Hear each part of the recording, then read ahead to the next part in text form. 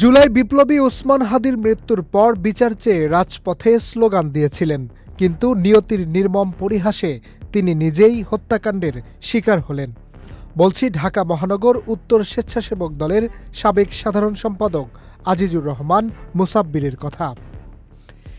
এই হত্যাকাণ্ডে এখন পর্যন্ত 4 আসামিকে আটক করেছে ডিবি পুলিশ। তাদেরকে রিমান্ডেও নেওয়া হয়েছে। তবে এখন পর্যন্ত কে বা কারা কী কারণে এই খুন করেছে সে বিষয়ে বিস্তারিত তেমন কিছুই জানা যায়নি। গত 7 জানুয়ারি বুধবার রাতে রাজধানীর তেজগাঁও থানার পশ্চিম তেস্তুরি বাজার এলাকায় দুর্বৃত্তদের গুলিতে নিহত হন স্বেচ্ছাসেবক দলের সাবেক নেতা আজিজুর রহমান মুসাব্বির। এ ঘটনায় পরদিন 8 জানুয়ারি বৃহস্পতিবার তেজগাঁও থানায় অজ্ঞাত পরিচয়ে 4 থেকে 5 জনকে আসামি করে মামলা করেন তার স্ত্রী সুরাইয়া বেগম। এরপর অভিযানে নামে গোয়েন্দা পুলিশ।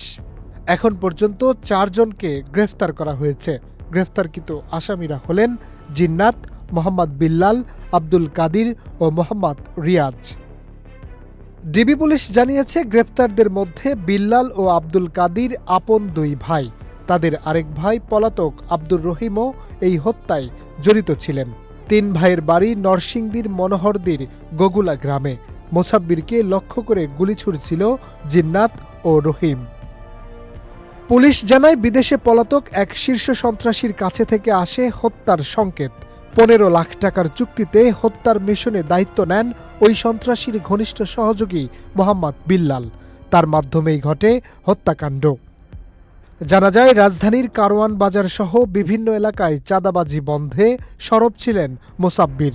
এজন্য বিদেশে পলাতক শীর্ষ সন্ত্রাসী সহ স্থানীয় সন্ত্রাসীদের জন্য বিপজ্জনক হয়ে উঠেছিলেন তিনি। আওয়ামী লীগ সরকারের সময় অবর্ণনীয় নির্যাতনের শিকার স্বেচ্ছাসেবক দল নেতা মুসাব্বির এই সময়ে এসে হত্যাকাণ্ডের শিকার হলেও এখনও খুনি ও পরিকল্পনাকারীদের গ্রেফতারে কোনো সুরাহা না হওয়ায় ক্ষুব্ধ পরিবার, শুভাকাঙ্ক্ষী ও রাজনৈতিক সহযোদ্ধারা। খুনিদের দ্রুত গ্রেফতার করতে তারা সরকারের কাছে দাবি জানিয়েছেন। একই সাথে বিএনপিকে এ বিষয়ে আরও বেশি উদ্যোগী হওয়ার আহ্বান জানানো হয়েছে। Harunur Rashid, channel I.